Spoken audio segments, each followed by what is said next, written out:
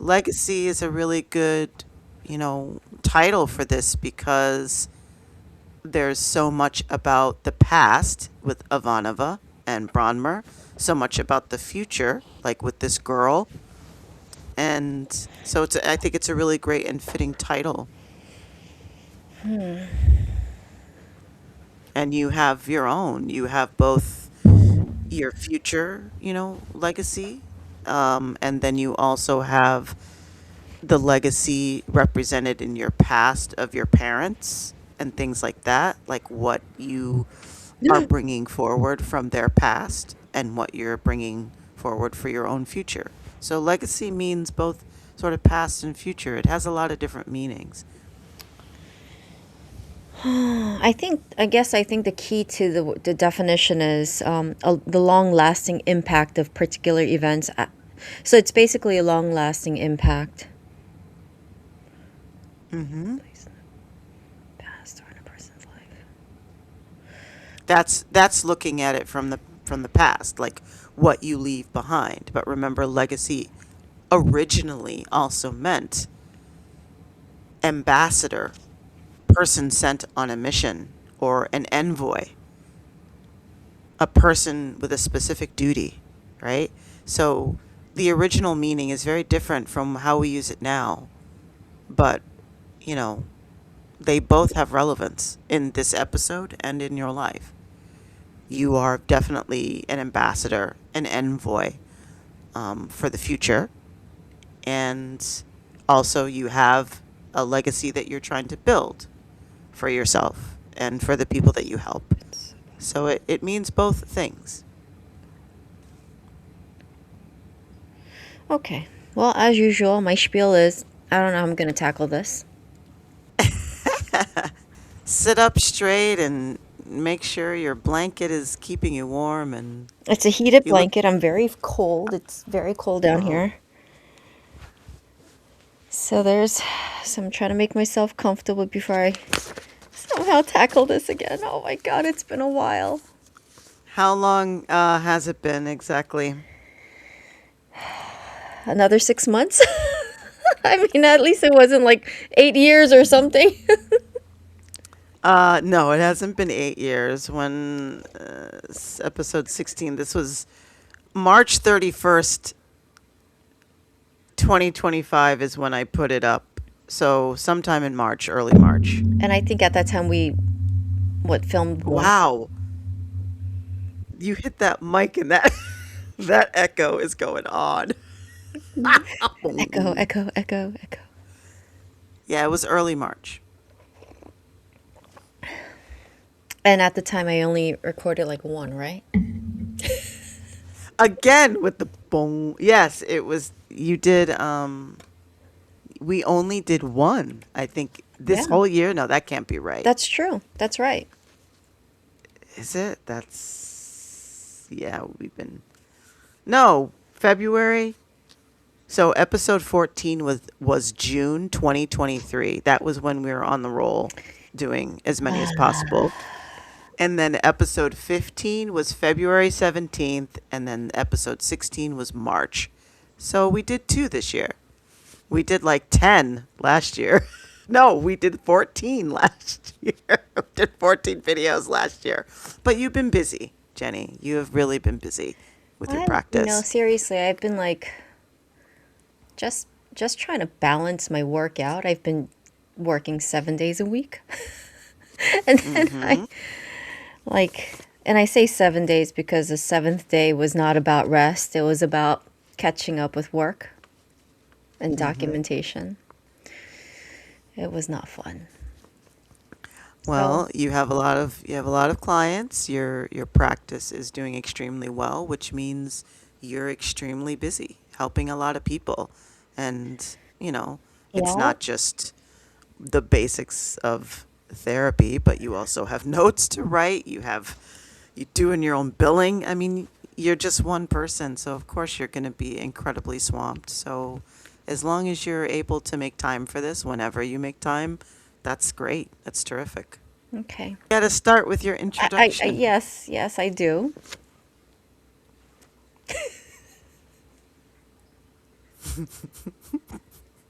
It's so weird every time, right? And I think it's because I keep coming back to it after such a long hiatus, and it always feels a little awkward with like the start. So that's where I'm feeling like the most stress, or I'm Hmm. feeling a little on edge and the anxiety about it, but I know that once I get going, I'll be fine. All right, well, Well, let's see how we can it's start this. yeah, yeah. Okay. Okay, it's always the nerves, right? Okay. Hi everyone, welcome back to the B5 Media Therapy Project. I know it's been like another 10 years since my last recording. It seems to be a pattern of mine. And I don't know, it's like taking what 20 years to like get through season 1 of B5. That's not an exaggeration. No, it's not. It's not. It's like been this has been like our whole friendship. I mean, but with that said, it's such a strange thing. I don't really watch a lot of other media with as much intent because I'm not like analyzing it or examining it from like with the level of intensity that I'm watching B5 with. So every time I go back, it doesn't even feel like time has passed. And probably because their episodes are episodic, and even though I've aged, decades at a time, but it always feels very close to my heart, and time just feels very irrelevant when I go back to watch an episode. It's a sort of strange and familiar feeling at the same time. Yeah, not really quite sure how else to describe it in words, but there's a sense of just comfort there when I go back to watching it. But it's probably because it has been an extension of my life for so long, and these little nuggets of episodes. Legacy. I looked up the definition of legacy, and I think it's always important to understand the definition of words. I often do it in my practice as well, especially when people are using certain words, because I find that we often don't really know what the word actually means, and we attribute a lot of emotional understanding of the word instead of the actual definition of the word. And it actually Mm. provides a lot of clarity. So I find that to be very important. So I looked up the definition of the word legacy, and the definition says it's a long lasting impact of particular events, actions that took place in the past or in a person's life. And as you said, the original definition of the word of legacy is like an ambassador or someone who goes on this journey, right? Hmm. Okay. This whole episode to me was just really about a lot of misunderstanding, lack of communication, projection, transference, and cognitive bias. And examining the dialogue of like the way the characters spoke to each other and the way that like they took action was something that stood out for me.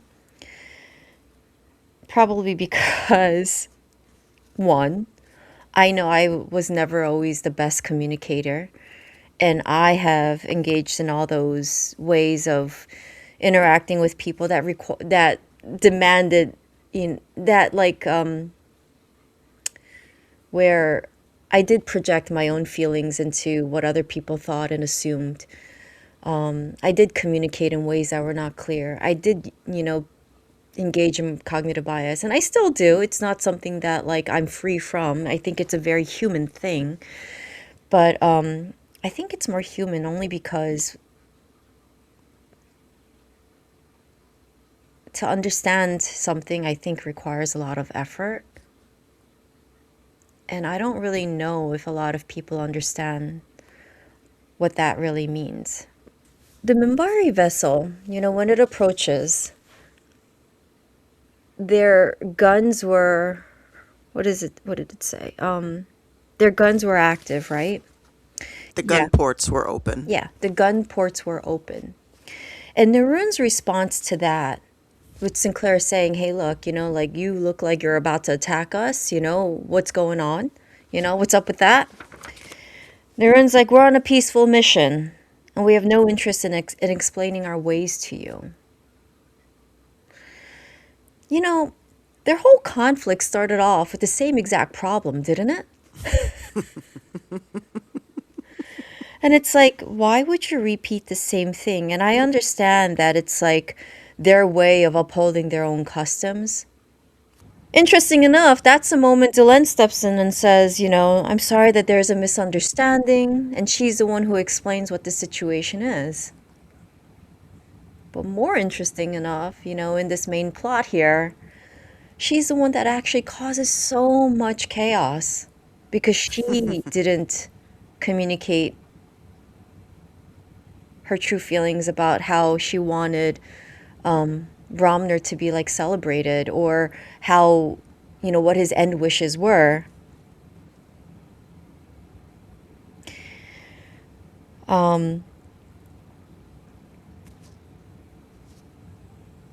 Delenn's actions created so much conflict within the ship. She wanted to honor Bromner in a way that she felt most right, and the way that he actually wished for his end to be. But I don't know whether or not she was able to communicate that to Narun or to the warrior cast of how he wanted to be celebrated.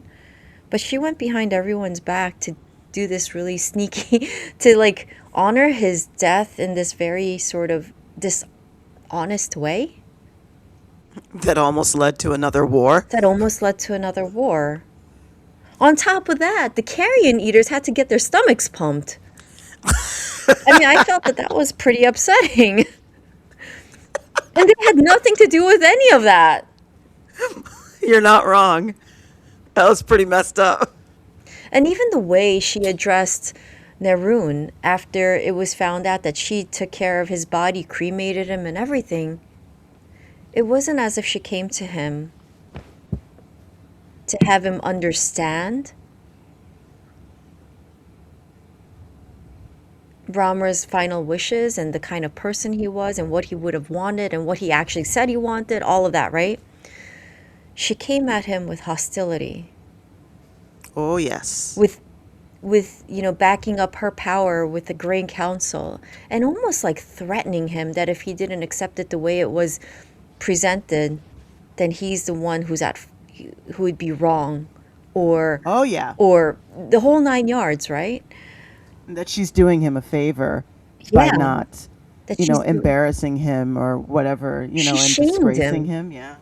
She absolutely shamed him, instead of like this whole like, oh, we have to do a better job with communicating. And this is, so Elisa's role in this whole thing would be like, oh, she would help us have better communication with the humans. I think you need better communication with yourselves. I get the impression that you want Delenn to be better than she actually is. That your expectations of her are different than, you know, the way you say it, it sounds almost like you're kind of disappointed, but You know, also Delenn is not that person right. either. I can't say that like I'm disappointed. I think in the beginning it was like surprise that she was not how she initially presented her to be. But as the episodes go on, there's a lot of hypocrisy Oh, yes. and Yes. contradiction and this dishonesty that is deceptive. But they're not good people. And I think, even the opening of B5 is, or maybe Jakar said it, that like everybody is not what they seem on the Jakar station. says that, yeah. Yeah, and like the Narn are sort of upfront. Natath is very upfront about what they would use her for, the girl for, and they don't hide behind anything. This is who the Narn are, Hmm. and a lot of people, especially back when it was airing, like really didn't like the Narn. They didn't have a very good understanding of the Narn. They were just like, well, they were once enslaved people and now they want to kind of enslave everybody else. And that understanding was completely lost on a lot of people who were watching the show at the time, mostly, white men. But, the Narn are not the most popular alien race. They're not the most popular group of people because they seem very petty and they seem very angry, but they're very upfront. The Centauri are also very upfront. Londo is very upfront about who he is, but the Minbari lie. They appear one way, but they're really another way, but no one is being honest except for maybe Sinclair. Right. So Sinclair, while Delenn absolutely shames Neroon and like bashes him and treats him like such with the utmost disrespect for someone who loyally, dutifully obeyed Bromner's orders. I mean, you had people who, when they were told to surrender, you had that like one guy who committed suicide because he didn't want to surrender and he felt that like Bromner was weak, right? Mm.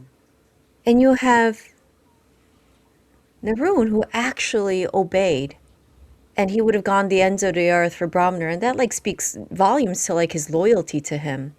So him wanting to honor him in this way, that's his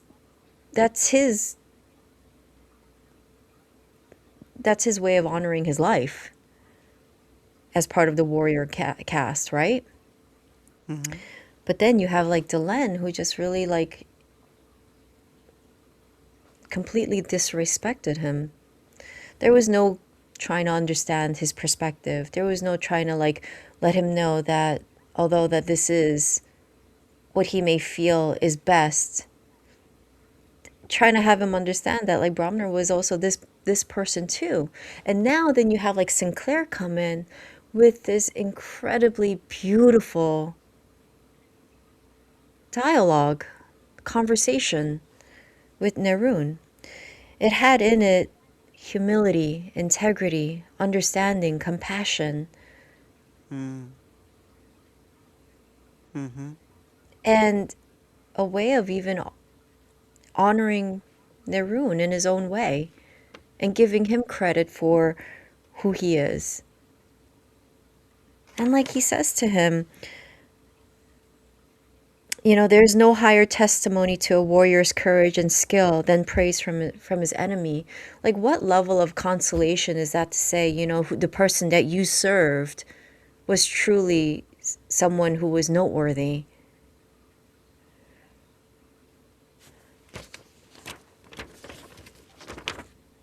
And then he goes on to say that Bromner's life was more significant than his battles. Let the warrior cast praise his courage in war, and let the rest praise him for what he truly was, a man of peace. I mean, there is no better way of being able to give reconciliation, reassurance,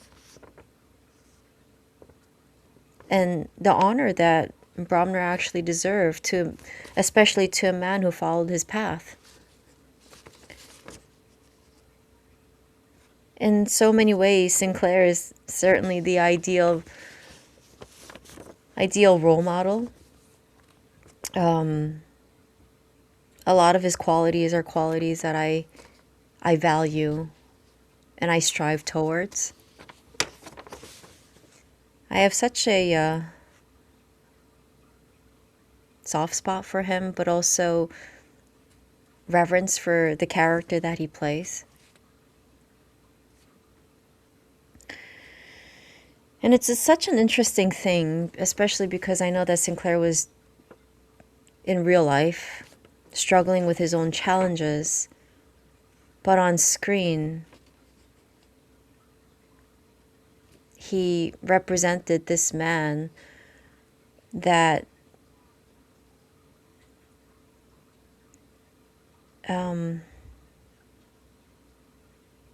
that was incredibly valuable, honorable. Like a little bit like struggling with words today. I don't know if you noticed that. Oh, you're doing fine. I can tell there's a lot in your head, and you're sort of putting it together It's a slowly. lot of It's coming chronic together. fatigue. There is the chronic fatigue. I noticed that too, but Yeah. you're doing well. We talked more about this, after the show, but I like how much you like Michael O'Hare. And especially, with your background, like, we now know, of course, that he was struggling with like severe mental illness, and not wanting that to impact the show at all, that he managed to perform, the way that he did, Mm-hmm. through so much hardship is absolutely astounding. And there is something to be said for that, the kind of masking that requires, you know. Yeah, absolutely. And it goes to also show this that you just really never know. And it's so cliche to say at this point, but you really don't know how much people are struggling. Um, and yet we're very quick to like jump to conclusions or, have that road rage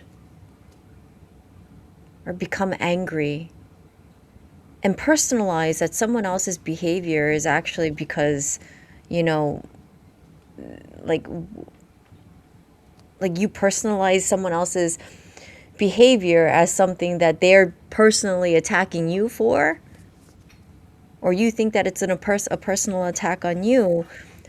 And people often think that they're the main characters of like someone else's story.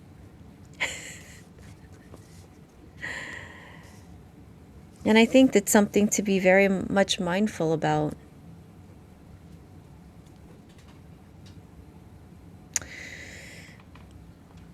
Speaking of that, we could go into talking about Talia and Ivanova.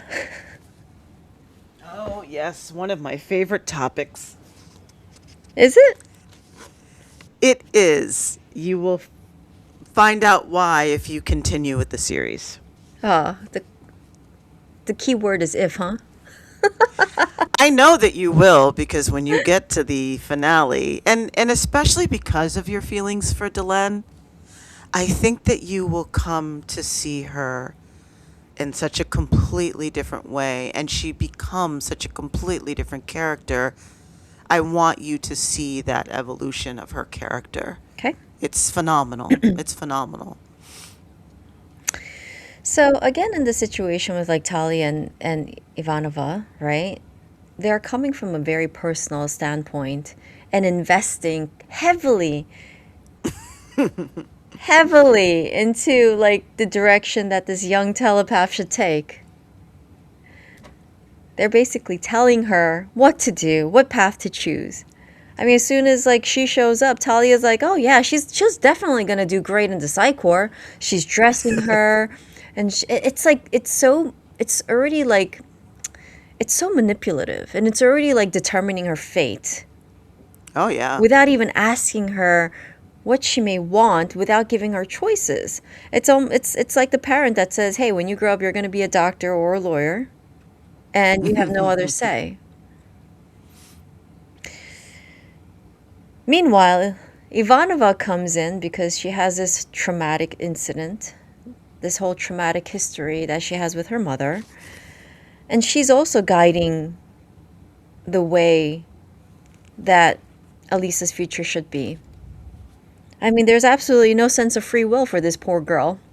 Although, I think this whole concept of free will is almost non existent. But yes, she basically says, well, you don't want to join the Psykhe because they're bad people and this will happen to you too.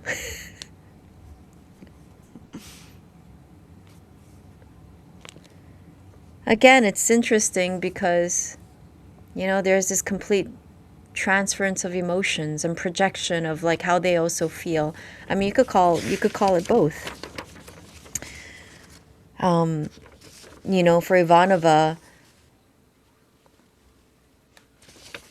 she's she's redirecting all the feelings that she's had about like the Psykhe and channeling into like wanting to prevent that from ever happening again because she has such a bad taste in her mouth because she understands it to be such a negative thing. But like with anything, some things are good for some people and some things are not.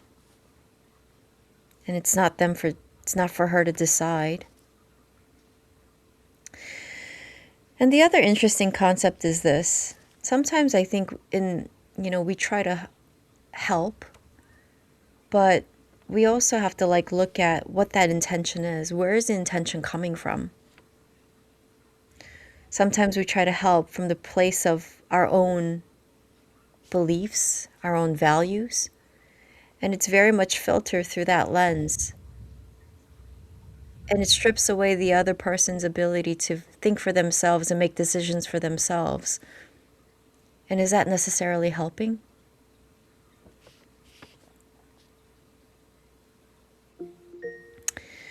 So,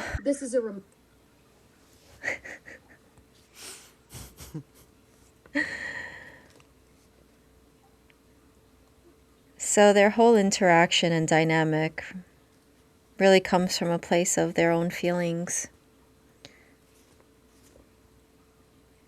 Can you blame either one of them, though?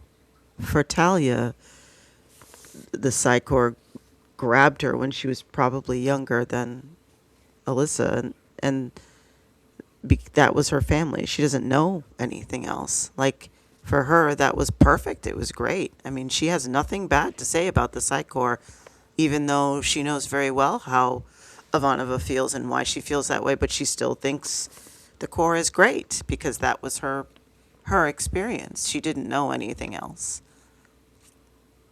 So of course she's like, oh, she's an unregistered, you know, telepath. She's got to go to the Psychor. That's just what happens. That's the law, actually. And that if you're discovered to have those powers, you have to go to the Psychor or you have to take the drugs. Like, there's no other option. And for Talia, it's just like, well, this is just how it is. There Hmm. isn't another way, you know?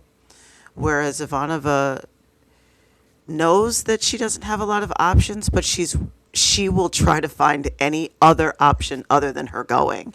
Hmm. And at least, she's willing to be like, there's got to be something other than this. There has to be another option because to her it's so negative, but to Talia it is what it is. But even when Ivanova brings up Ironheart, she's like, don't talk about him, right? She's not even willing to recognize the horrible thing that happened to him because she's so loyal to the Psychor. I mean, it's true. You don't know what you don't know, and you will only know what you will only know, right? That was profound. Thank you. I don't blame any one of them. I also don't blame people in general when they do this because I think our intentions are always, well, I won't say always, but for people who really are trying to look out for other people, the intention is to make sure that they're going to be okay. This is why, parents set their children up in such a way because they want them to be successful. It's just that it Mm-hmm. has this paradoxical effect. It's sometimes it's just not, it may not be the best way. That's simply what the problem is. But are their intentions coming from a good place? Yeah. So I think that's one of the struggles that many people do have is that like sometimes they have been given bad advice.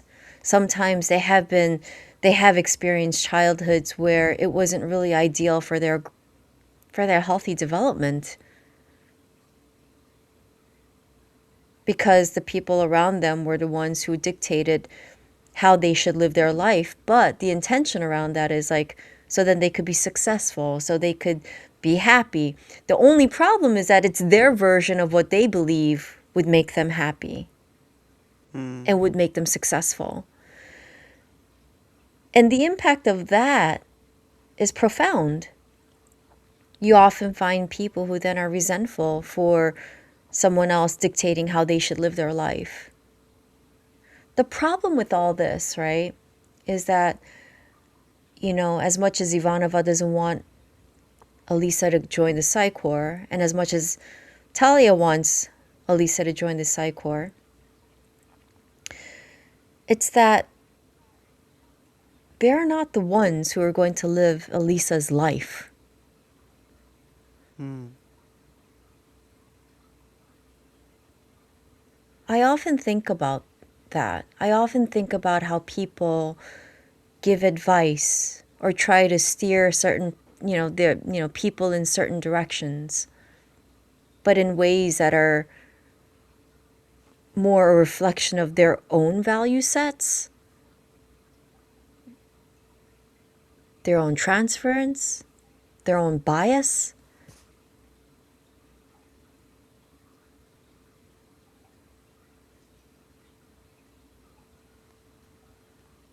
What did you think about the Narn option? I mean, that's capitalism.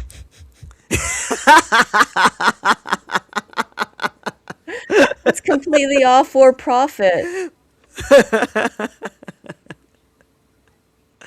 And if you just let us take a little bit of your blood and your skin every now and then, for because yeah, they are the only race that doesn't have any telepaths. So of course they're trying to genetically engineer or figure out a way. But yeah, she was very much about the business. I like Nata. She's just, I'm also that too. I'm very straightforward. I went to this holiday party yesterday from my old job because they invited me to go a few times. I showed off, and there's this one person that said, by the way, everyone was just saying, "Oh my God, we miss you. Can you please come back?" Unanimously. And how what I created has pretty much fallen apart, which is pretty tragic. It's very sad for me to hear about that, and that the quality of the residents' lives are not what I created it to be at the time. But one of them actually said to me, "You were always so stern." I said, "I'm efficient." You call me, you ask me a question, I say yes or no, and I just say, "Okay, bye," and hang up. I mean, what more do you want?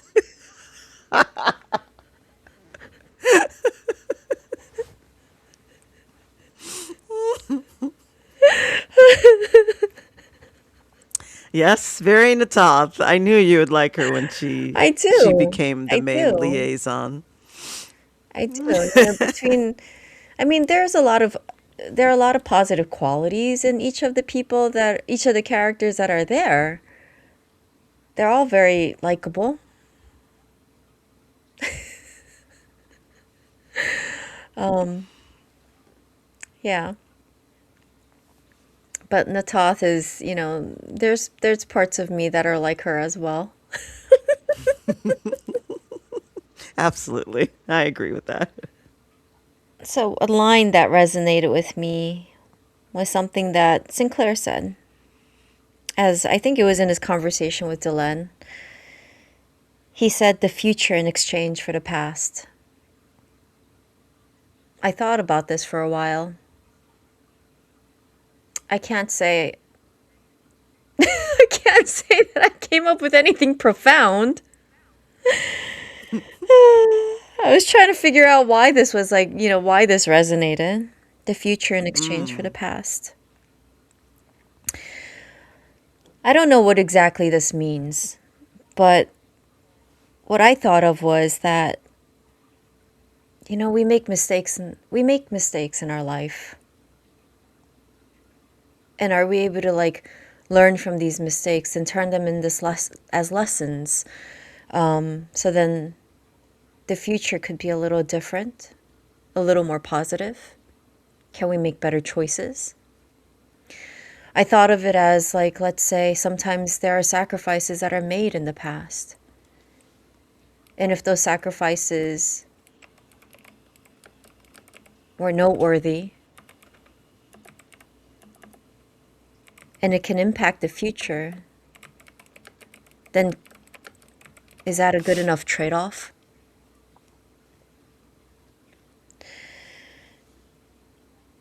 I think a lot of people hold on to a lot of things in the past that are sometimes negative, like regrets.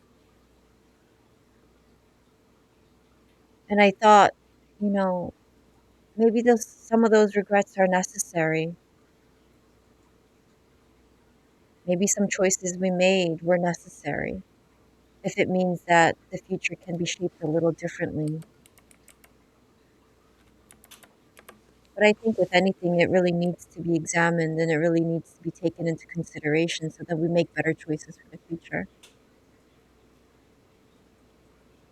So if that's the case, then, if we're exchanging a little bit of our past for a better future, maybe that's not so bad. That's kind of how what came up for me as I thought about that. That is, that phrase is a rough phrase to discuss in Babylon 5. It is meant as a kind of breadcrumb. There's so much in B5 and in the writing of B5, partly because JMS already knew the story he was writing, right? So he's writing episodes that are leading you or dropping hints for things that he knows are coming several seasons down the line.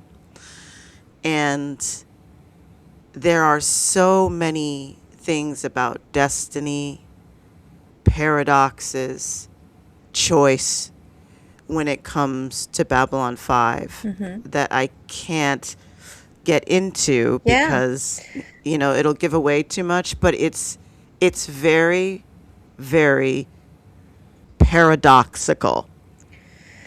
The whole show is about whether or not you have free will, or whether or not things are destiny. And you will see going forward this come up again and again and again. Are we in a place where the universe has decided this for us and we're just kind of going along? Or do we have the ability to make a choice? And when the full unraveling of this great mystery with Sinclair and the Minbari is revealed, that future in exchange for the past will become more clearer to you what that means. But you can look at it in terms of your own life sure. when you're talking about breaking cycles of history by sacrificing the present for something better. And this comes up especially with families, minority families, right? A lot. And it, it comes up, like I said, in James's writing constantly. How do we fix the past? What are we willing to do to make the future better, even if it means sacrificing something in the present? And how many times does that happen Hmm. in our lives? And the Minbari struggle with that. The Narn absolutely positively struggle with that as far as trying to make a better future by doing horrible things in the present because of the things that happened in the past. And the Centauri, you will see that with Londo. Londo makes horrible choices Okay. because he's trying to ensure the future of the Centauri because of how much they lost in the past, right? So this will come up again and again. And I want to say that this is something that JMS believes in strongly, this concept. It's in a lot of his writing, not just with B5, but in a lot of the things that he's penned. Where is destiny? Where is free will? Where do they cross? Are we just trapped in cycles that we didn't create? How can we make better choices? Are we even capable of making better choices? Right? How much do we give up in the present for our children's future? Like, how much do we give up of our own lives as parents in order to ensure our children have better futures and things like that? It comes up constantly for him. And you'll see it a lot in Babylon 5. That's the core of the story.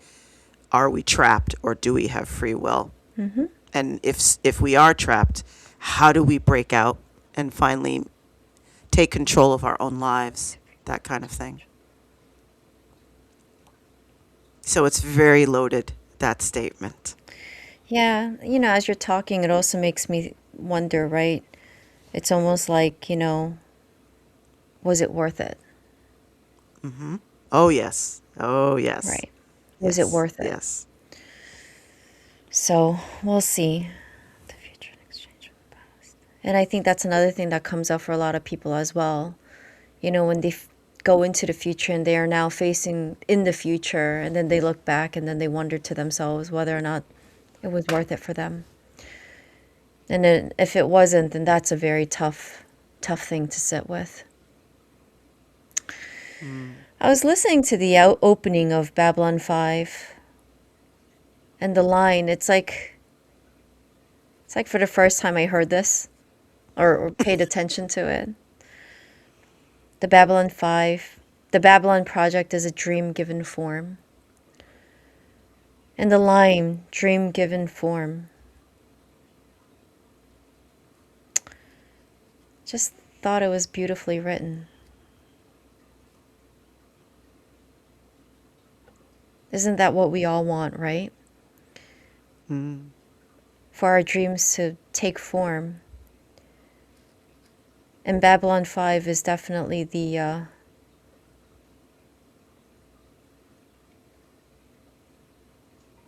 the representation of that.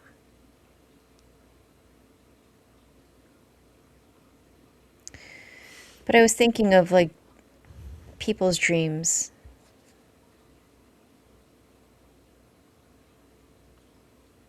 and my own dreams.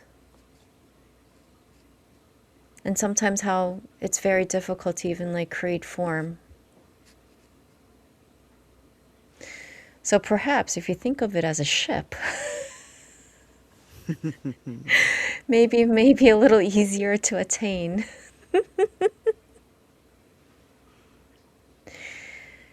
And what that ship represents for you. So going back to legacies, the title.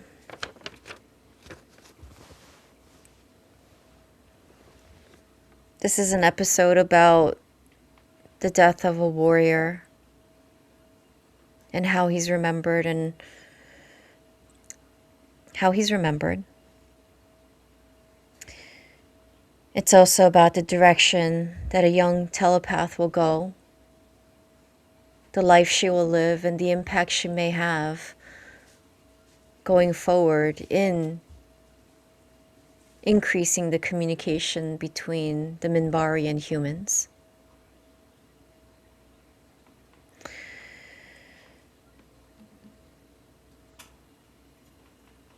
And the legacies in which the lives of Ivanova and Talia have been left behind by their own experiences.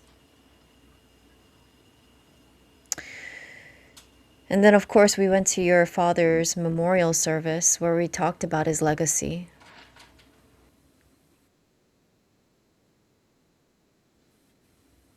And it brings up, your own personal questions of like what your legacy would be.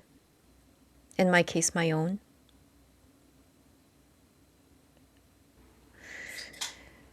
And it's something to continue to give thought Like, what is it that you want to leave behind for this world, for the people that are around you?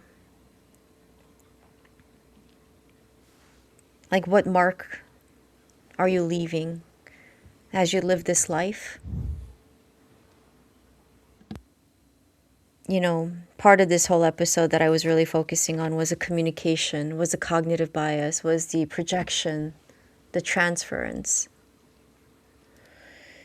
And I thought about the ways in which in my younger years, I had all this unresolved anger and the way I showed up for the world then, and how I worked really hard to transform that. So then that's not what I was leaving behind. And when I went to this holiday party yesterday, it certainly was a testament of how much I have grown and changed. To think that in my small, little piece of history of working in this nursing home, that it would have extended in such a positive way. To hear that, to hear people say that you went above and beyond and there was no one who is ever going to be like you, is really truly an honor. And I felt seen. And I guess that's a legacy that I'm leaving behind in this little tiny imprint that I've had in this 7-year period there. But it has also extended to people who have moved beyond that place and still continue to talk about me in other settings. So I've recently learned.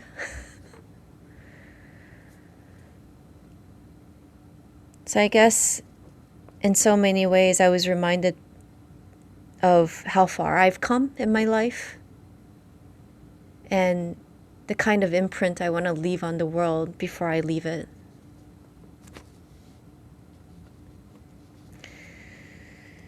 Much like Commander Sinclair, as his own real life takes hold of him no longer being able to continue with the show at some point. And the impact he's left with me. So, I think if anything, that was what this episode was for me.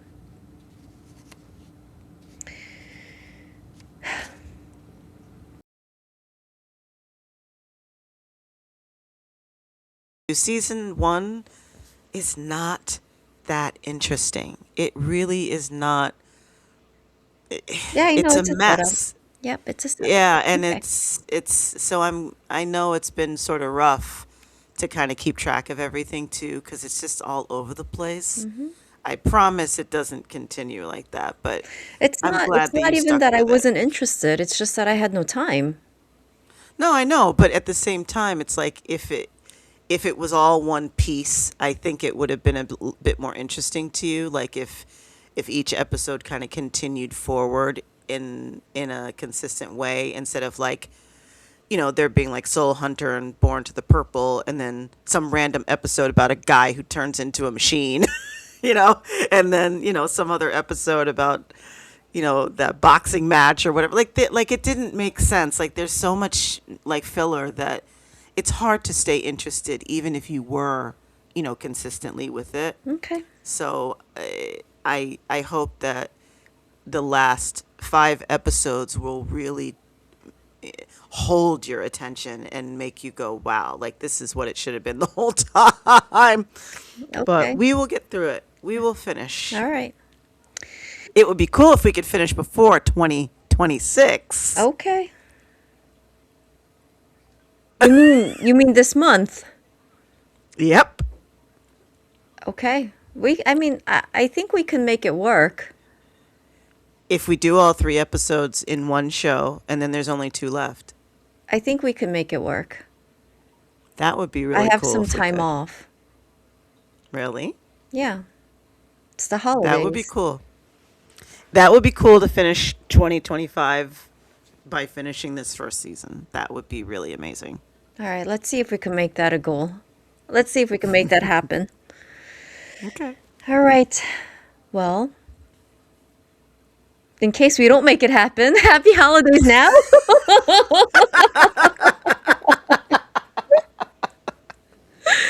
Thank you everyone for watching, and we'll try to get it done. Have a good one.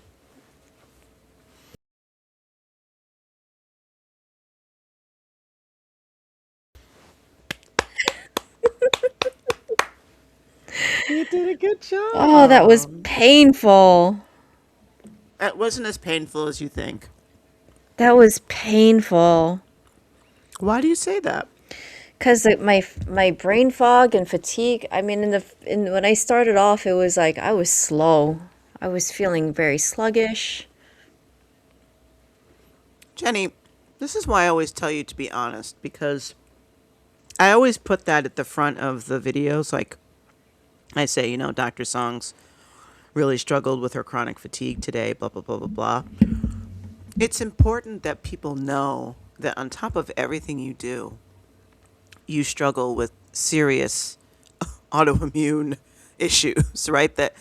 And most people these days know what that means. They Mm-hmm. know that that means that you don't have energy, that you're struggling with brain fog. But the fact that you still get this done and speak so eloquently and Was it put your thoughts eloquent? together, it is, considering how you feel and everything that you're experiencing.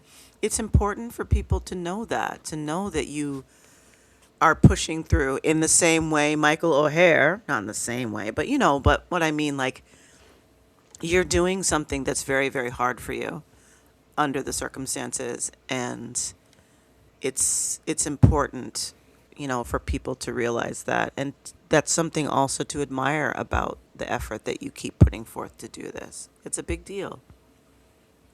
I think you did great. I think that, especially with the experience that you have now in your career, I think that you have a lot more to offer than just triggered responses, to Yeah, things.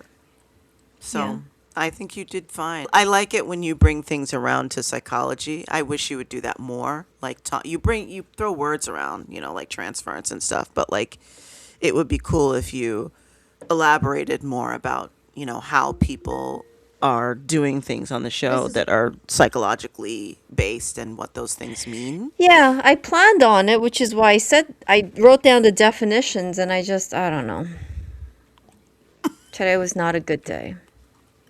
Well, at least we got it done, and I promise to edit it in a way Make that me you look look good. good, even though I'll. I wasn't really on point. It's okay. Like I said, people need to understand that you're going through a lot, but despite that, you're still doing this project, and it's hard for you. You Also, know. staying up till 4 watching anime was probably not healthy. I think some people would feel that's acceptable. It's okay because watching the anime takes precedence. And it's gotta live out your fantasy sometimes in the form of anime. You gotta unwind, so it's okay. Yeah, I did. I mean, that was a lot. Did it make you sad though to know that, like, everything that you tried to do and try to help the residents and change is like people just don't uphold? Not that they could, because That they're not part you. doesn't make me sad. The part that makes me sad is that the quality of their lives suck. But that's also the idea. That's also what nursing homes are. But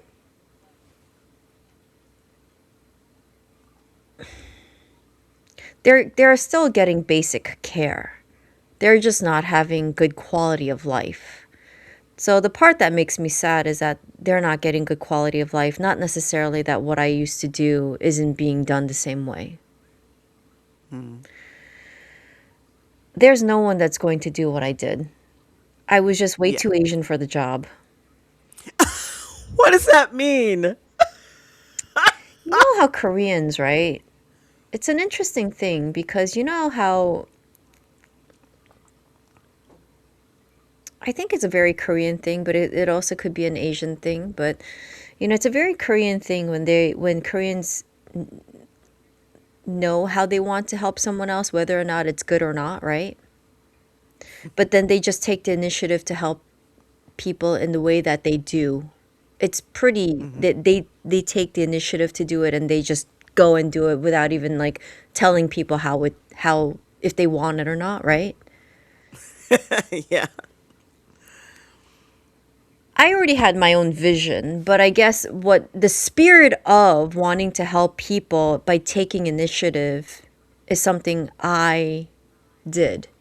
What I did, you know, comes from a very personal place, and that's not something that they would ever understand. Mm. Hmm. So, but I'm glad that everyone saw what it meant. There was one person that said, I didn't realize how much of an impact you had until you left because that's all he Yeah. knew when I Yeah. was there." That's a great legacy, Jenny Song. Yeah, in this tiny little microcosm of, yeah. It has a huge impact. That's the best that you can hope for, is that you have an impact that's lasting Hmm. on the people that you impacted, and you did. And you do, yeah, in your practice with your Hmm. clients. That is huge. But even in my job now, I feel very satisfied and rewarded. So,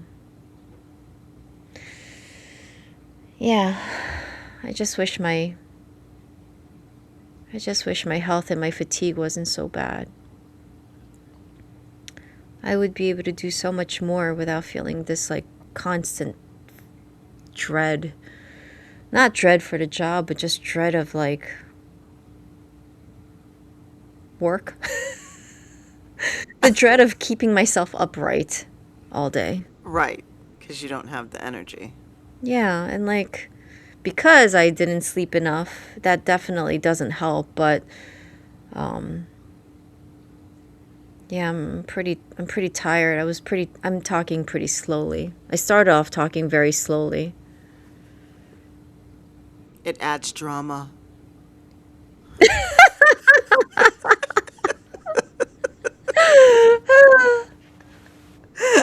It sounds more dramatic when you speak slowly. Oh my god. I think you did great, Jenny. I promise I'll make it work. And like I said, the episode, there's a lot happening in the episode, but only if you know what's coming. If you don't know what's coming, it's just kind of weak and doesn't seem to be about anything at all. So, I think you did a good job with what you had, and it was good. No worries. All right, I'm gonna trust you, but I know that it was like I know it could have been a better, but it is the best I had. And that's what matters. At least, you didn't cancel and we got through it. So, That's the goal, right? I don't want to cancel. I want to be able to continue to move forward. So, all right. On that, I have to go grocery shopping. are you going to make it? I am so tired. I have to go grocery shopping and I have to write my notes. I have 4 more notes to write. Well, And then please maybe be I could careful get out back in there. bed and keep binge watching. I am so tired. But you have energy to watch anime In bed, it's horizontal. and to read subtitles. How do you do that when you're exhausted? What do you mean?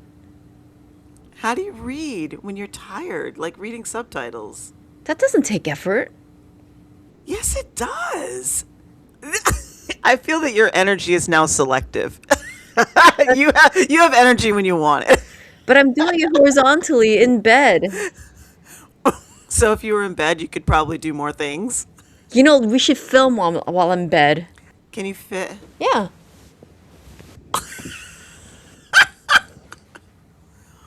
Perfect. Do you see me? I no, your head is off camera, but I see your knee. Yeah, I'm laying down. This is nice. B5 revisited, the horizontal version, the horizontal perspective. Horizontal psyche.